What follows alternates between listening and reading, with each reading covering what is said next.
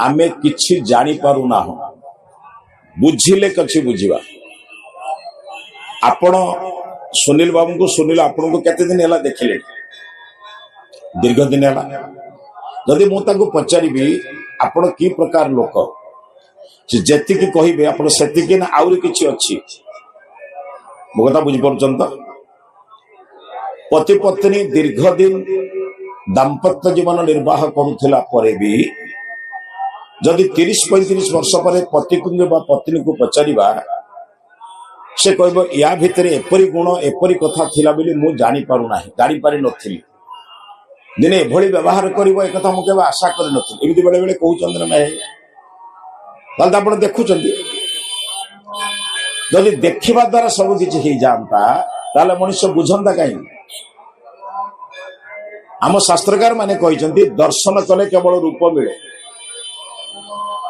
आमे रूप देखिबा पई आसी ना आउ भलरे बुझंतु ये समाज नष्ट केछि आज पारिवारिक जीवन जदि नष्ट केछि तार मूल आधार होछि रूप आमे रूप को देखि दाम्पत्य जीवन निर्वाह करिवार मूल मंत्र नैछु जदि गुण को देखि थांतु कोनसी परिवार केबे नष्ट होंता नै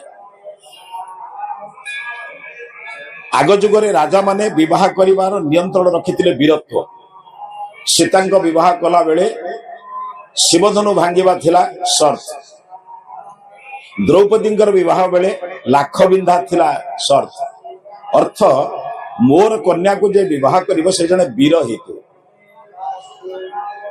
जने दुर्बल मस्तिष्क जने शास्त्र और शस्त्र ज्ञान जानि नथिबा लोक को मु केबे मोर कन्या देबी नाही काहेकि ना ये हुए तो मो कन्या जीवन को नष्ट कर दब किंबा एमाने समाज को दिव्य संतान देवारे मध्य अभाव करिवे एथिबे दाम्पत्य जीवन रूप उपर प्रतिष्ठा नथिला दाम्पत्य जीवन गुण उपर प्रतिष्ठा थिला द्रौपदी को देखिबा कथा पछरे किंतु लाख बिंदिबा पई शह शह वीर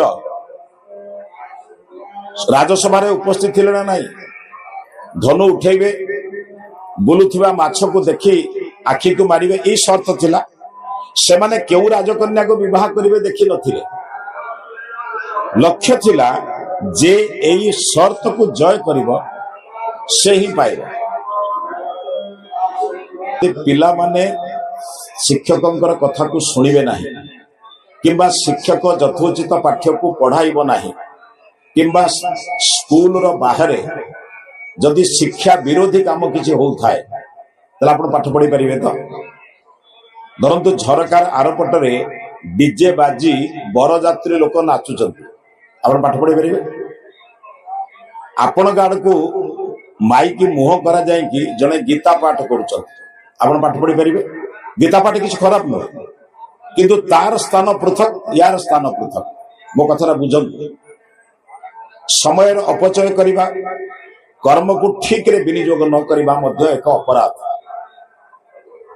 सेतमे शास्त्र रे कहै जाइछि आध्यात्मिकता एक जीवन शैली आध्यात्मिकता कोनसी बाहर प्रदर्शन नहीं आपण माने संस्कृत विद्वान अछंती आपण अछंती आपण जानिथिबे जो माने विद्वान अछंती बुझिबे आत्मानम अधिकृत्य वर्तते इति अध्यात्म जहाँ आत्मा को स्वीकार कराएबा आत्मार आधार रे हुए ताको अध्यात्म कहू जहाँ शरीर पई करा जाए ताहा भौतिक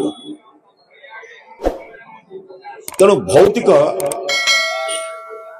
कार्य देखते मु देखिबी एटा भौतिक ना आध्यात्मिक आपण माने उत्तर प्रश्न मो प्रवचन रे प्रश्न उत्तर कहली मु शब्द कम कली आपण पता नै मु एमती केबे खाली कहे ना जे मो सम्मुख में बसता मुझे पचारे कहीं ना श्रोता वक्ता जदि एक मन एक निष्ठ न हे तल्लीन तद्गत न हे प्रवचन भीतर को जाए अंत प्रवेश करे ना मो कथा बुझुन तो रूप को देखिबा यह भौतिक ना आध्यात्मिक भौतिक अर्थ बर्तमान आध्यात्मिकता ना भौतिक बात चली आपण मैंने जी केते लोक बस मोर चिंतन ना कारण ए सब कथा को वर्तमान आग्रह लोकंकर ना आमे बुझीचु देखिदेले पुण्य हुए कले पुण्य हुए ना करने को आरंभ कले जे पुण्य हुए एक बुझिन पुण्य पापर संज्ञा बुझिन बापा मां को दर्शन कले पुण्य हुए ना बापा मां सेवा कले पुण्य हुए? बापा मां चरण तले प्रणाम कले पुण्य हुए ना बापा मां को सबुदिन देखिले पुण्य हुए? मनुष्य को बर्तमान बुझे दिखाई देवता मान को दर्शन करा जाए, किंतु दर्शन शब्द अर्थ बुझाई संस्कृत विद्वान हेले बुझीपारे। दृश धातुर अर्थ कौन? दृश धातु अर्थ होची दर्शन अंकनय, केवल दर्शन नुहे, दर्शन अंकनय। मु देखिला परे तांकर गुणकर्म स्वभाव जदि मो भीतर को प्रवेश न कला ताले से दर्शनर मूल्य कौन? बुझिपार तो मु जन को देखिली तार विचार मो भीतर को प्रवेश करिवो। मर्यादा पुरुषोत्तम रामचंद्र मंदिर माने प्रतिमा प्रतिष्ठा हम विभिन्न प्रकार प्रतिष्ठा बेले विचार करूँ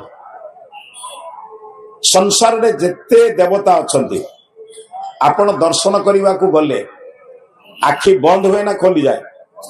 आया देखा जाइए बंद कले कहीं? आपण जगन्नाथ आरंभ कर बद्रीनाथ पर्यंत पृथ्वी जेते देवता अच्छा आपण प्रणाम कले आखि बंद हुए ना खोली जाए? बुझिपारुछंती अर्थ? जहां आम देखुचु से रूप किंतु भगवान आम भितर अच्छा, ईश्वर आम भितर अच्छा। रूप दर्शन बेले आम चिंतन करुचु कौन? बाबूरे भीतर को जाई तांकर गुणकर्म स्वभाव को देख। राम को देखिले पुण्य हुए ना, राम का आचरण को नेले पुण्य हुए। राति पाई रामचंद्र राजा ही थांते आपण माने समस्त जानी कथा। एबे अल्प दिन तले आपण कोरोना समय रामायण महाभारत आपण टीवी रे सुनिले। राति पाई रामचंद्र राजा ही था, सब व्यवस्था हो जाए। कुलगुरु वशिष्ठ आपण जानी तार इतिहास। दिने राजा दशरथ जेतबेले मुंड कुंडौछंती सेतबेले देखिले निजर गोटे धला केश। मुंड कुंडेला बेले निज मस्तिष्क केश भितर गोटे धला होती देखिले। संगे संगे गुरु वशिष्ठ निकट को गले, कहले गुरुदेव मोर एबे बानप्रस्थ जीवार बयस है। बानप्रस्थ बुझे केते बड़े 50 पूर्ण हेले 51 वर्ष रे बानप्रस्थ जाते। मनुष्यर बयस को 100 वर्ष बोली कल्पना कराई। जीवीम शरद शतम शृणुयाम शरद शतम प्रब्रवाम शरद शतम अदिनाह श्याम शरद शतम भूयश्च शरद शता। महात्मा भर्तृ लिखिले आयु वर्ष शतम दृढ़ परिमितम। आप माने नीतिशास्त्र भी वर्णना कराई। 100 वर्षर आयुष को 4 भाग कराई। प्रथम 25 वर्ष ब्रह्मचर्य आश्रम, अर्थ आहरण करवा, विद्या शक्ति सामर्थ्य अनुभव गुरु आशीर्वाद एवं सबुगुड़ी को संग्रह करवा। ये हूँ पूरा ब्रह्मचारी अवस्था। जो शिक्षा आम नेले से शिक्षा को गृहस्थ जीवन में प्रयोग करवा, अर्थ पति पत्नी पितामाता सेवा करवा, पुत्र कन्या मान को निर्माण करवा। आप जानते गृहस्थ लोकंकर जोड़िए काम जीवन सारा मन रख।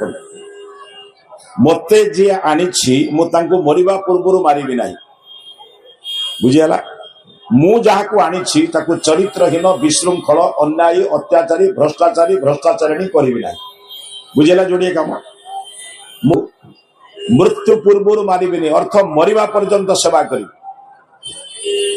एका नुहे आम 2 जन पति पत्नी एपरी सेवा करूँ जमीती निजर पुत्र कन्या मानक आम सेवा करूँ, मलमूत्र परिष्कार करूँ, सेमिति निजर पितामाता सेवा करूँ।